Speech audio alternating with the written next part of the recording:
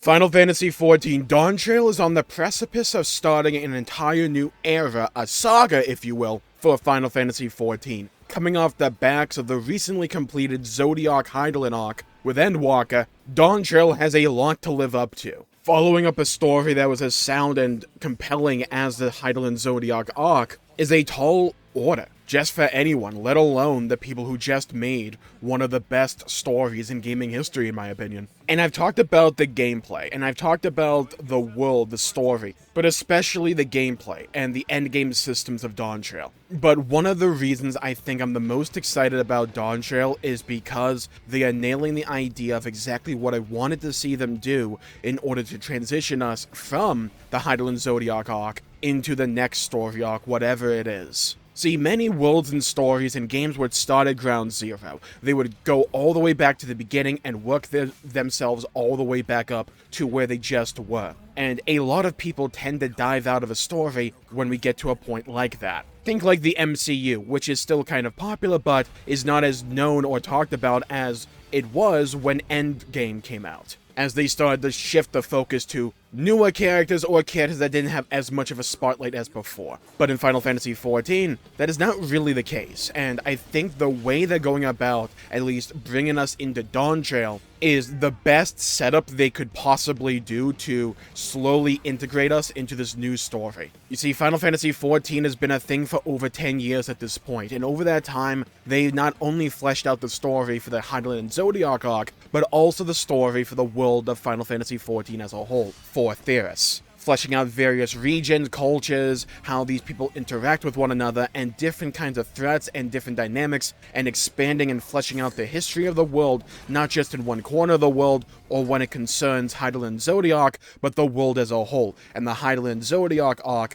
felt like it fit as if it was a page in the book instead of being the book itself. Why is that important? Because you don't have to go back to square one. You don't have to go all the way back to the beginning and develop something new. You can work off the back and the effort that you already put in to flesh out the world and to expand and extrapolate on already existing mysteries and intrigue that we already care about and want to see more of. Like, the new world is not a new concept in Final Fantasy XIV. We've heard about it, we've met characters from the new world before, even in the Blue Mage questline. And the dynamics and even the politics of the new world, or at least in some regions of the new world, were central pillars to that storyline. So we already have some kind of a ground, some kind of a basis, a foundation to stand on, to develop and also get us to care quicker about this new location. And we've already seen how apt they are at developing a wholly new location. Remember the Warriors of Darkness. Remember the first.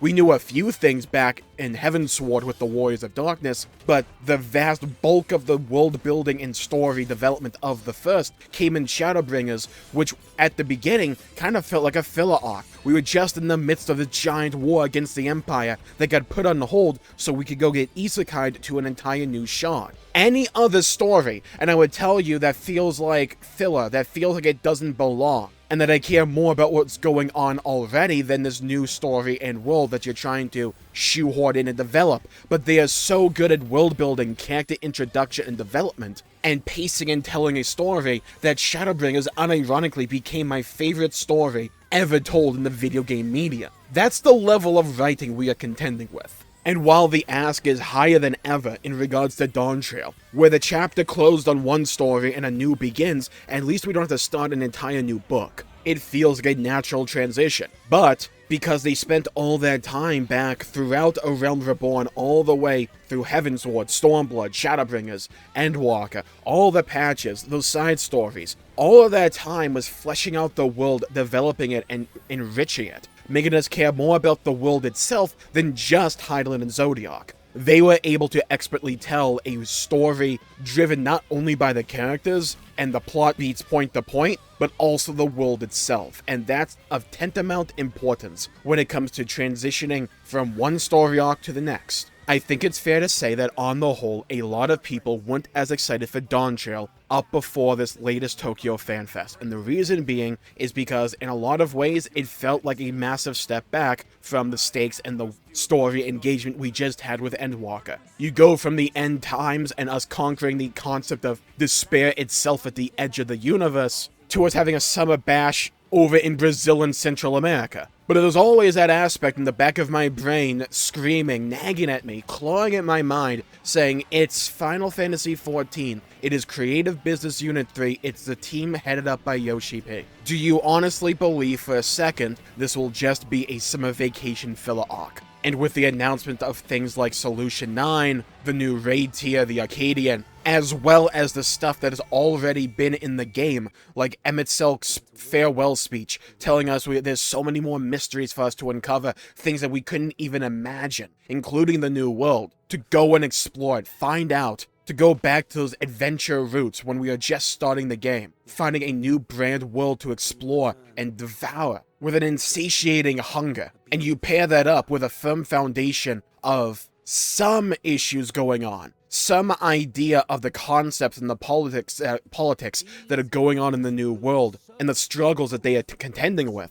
You pair all of this up, as well as us bringing established characters that we all know and love, like the Scions of the Seventh Dawn, as well as more recent characters, like Erenville, that a lot of people care about now, and you give the player not only something new to explore and defeat into that wanderlust, and that feeling of going out in a great big new world as an adventure that we had when we first started the game, and that's kind of started to trail off in recent years. As we took up the mantle of hero, we're starting to go and evoke or invoke those older feelings, that older aesthetic of us being an adventurer, first and foremost. We are being Azim. We're going to go and explore the world. We are a hero, sure, but we are mainly an adventurer. It's able to play on some kind of subconscious nostalgic feeling, but also when paired with characters we already know and love and that have been established for damn near a decade at this point, we have a foot in the door, a reason to care about the story, because characters that we care about are already connected to it. Alphino, Alize, Y'shtola, Urianger,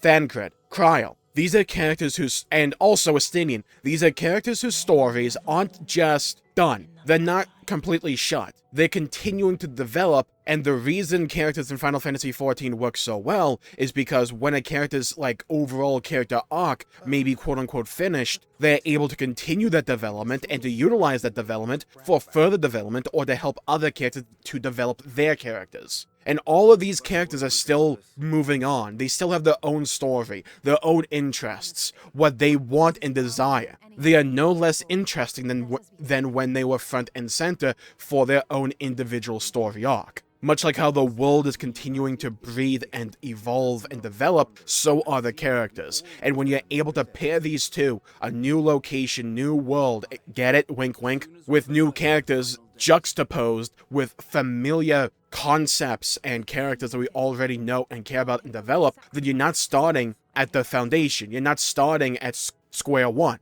You're utilizing the work you already put in and the work that you spent over 10 years building on to your advantage, and working off of that. You already have a proven successful foundation, a base if you will, to improve and flesh out and branch out from. And I've talked about similar concepts before when it comes to the actual gameplay mechanics, why I'm looking forward to Dawntrail in that regard. And I've talked about a similar concept before in regards to how they're reigniting that sense of hype for Dawntrail. But I think the reason I'm looking forward to the next story arc and am continued to be engaged with the actual product in terms of the story and the world and all that. Does the game have issues? Absolutely. No game is perfect, and there's some issues that need to be called out. Sure. 100%, and I've talked about that before. But when it comes to a story, when it comes to a world that I care about and am enraptured by, Final Fantasy XIV does it better than pretty much everyone else. They understand the essentials of character development, world building, pacing, and all that. Do they nail it 100% every time? No. Do they nail it far more often than they don't? Yes. And it doesn't seem like Dawntrail is going to slow down. It feels like Dawntrail and the story arc that is coming is going to be showcased as an expanded version of what we just had in the Endwalker patches, where 6.1 was advertised and showed off to be kind of us going back to adventurer roots and going on a treasure hunt with Estinian and the boys. But then all of a sudden, we find this Void connection, and we go on this giant story arc involving Zero, Golbez, and Final Fantasy IV goodness. So what was once started as a simple back to the roots quickly progressed into this new character arc and story that I really cared about, at least personally. And while you can have some issues with the pacing that happened in the patches for Final Fantasy XIV and Walker, I think when you expand this concept and this overall idea and pacing to an entire new story arc across expansions and even localized to just Dawntrail, I think it can absolutely work. I think 6.1 to 6.5 in a lot of ways was a taste of the idea of where they want to take this narrative in terms of pacing and tone going into the future. Not necessarily that we'll get to levels like, 98, and then we'll just meet up with Golbez and Zero. Not like that, but I feel that it's kind of obvious with Solution 9 and all that this story is not going to just be a simple summer bash with us in a like swimsuits and a beach ball, right? It's not just going to be Grahatia eating a taco. That'll be part of it, don't get me wrong, but it's going to be more than that. And these are the moments and the periods where it comes for a lot of long-term stories, a really easy exit point for a lot of players, where they've got a pseudo-conclusion, a sense of closure, if you will, and they're able to check out of the game and the world as a whole. They got the finality that they craved and wanted and can step back and do other things now. But because Final Fantasy XIV has never just been the Hydaelyn and Zodiac arc, they've spent time developing a world and fleshing out these cast of characters, and then not being afraid to reuse those characters, especially when it comes to the Scions of the Seventh Dawn. They can transition us into a whole new story arc, and we can have a leg in the door to care about it because it's involving characters we already care about. That is a really powerful and honestly kind of unique concept in a lot of stories, because rarely does anyone do it as well as Final Fantasy XIV. There's obviously a lot of question marks in the future, and we need to see how this all pans out, but I will say at least right now, I'm optimistic, and I am hyped. I'm excited, because it seems like they are trending in the right direction, not just in terms of the gameplay department, in terms of like endgame content for us to consume, reintroducing things like field operations, having stuff like Cosmic Expedition, alongside deep dungeons and variant dungeons and all that goodness. Not just that Dawntrail has a really cool Tron or like sci-fi looking city. Oh, that's cool. It's not just that. When you look at the history, when you look at the story beats and the way they tell a story, and you look how they've been developing the new world and various avenues for us to transition to another story arc, and how there were multiple different avenues people wanted them to go for a while now, with like things like the other shards, or if there's this version of Australia with Mercedia. The Void. It's a shard though, I know. And the new world. Like the new world itself, we're not even exploring all of it in this expansion. That's the thing. Look at the map they showed. We're seeing like the middle bit. There's still a really far north part of it and a south part of it. That could easily be another expansion or two. And that's just the new world. And there's so many reasons that we care about this story, and one of them is we care about exploring this world, because they've ingrained in us, the player, at least for me, this desire to walk in the steps of Asa, to travel the world and to find all these secrets. They teased it with Emmett Selk, but they've been developing and fleshing out this world in some form or fashion through various quest lines throughout the years that we want to see how it all interconnects. Think about like Razadhan, how that place and location had been teased and developed for so long because of its relationship with the city-states and the regions that we already know about and that we went to. So when we went to Razadhan, we already had some kind of idea in the back of our mind and a reason to care about it. They're doing that again with the new world and this new story arc, whatever direction they may go. And that to me is kind of like the main reason I'm excited, and the main reason that I think Final Fantasy XIV is setting itself up for success, at least in regards to the story. They understand how to utilize long-form storytelling in the video game medium to their advantage to develop and flesh out a world so that they're not just defined by any one archetype or narrative or concept or arc. And because they're not defined by that, they are now at liberty to tell other kinds of stories and to continue the narrative and to still have a good core group of players and people that care about the world and want to see it develop. And with that, I think I'll call the video there for the day. Thank you all for tuning in. My pleasure for making the video. If you enjoyed it, please leave a like and subscribe. It really helps the channel out and helps support future content, and I greatly appreciate it. Stay safe, have a great day, go play some video games if you can, and as always, hit the bell icon to be notified when I upload and stream in the future. Leave a like and subscribe, and leave a comment down below with what region of the world you are most excited to explore, whether it's in the new world or somewhere else in the world of a theater, so even one of the shards. I'd love to hear your thoughts, hear your opinions, and to hear your perspectives. Stay safe, have a great day, and I'll see you all next time. Bye-bye, everybody, until we meet again.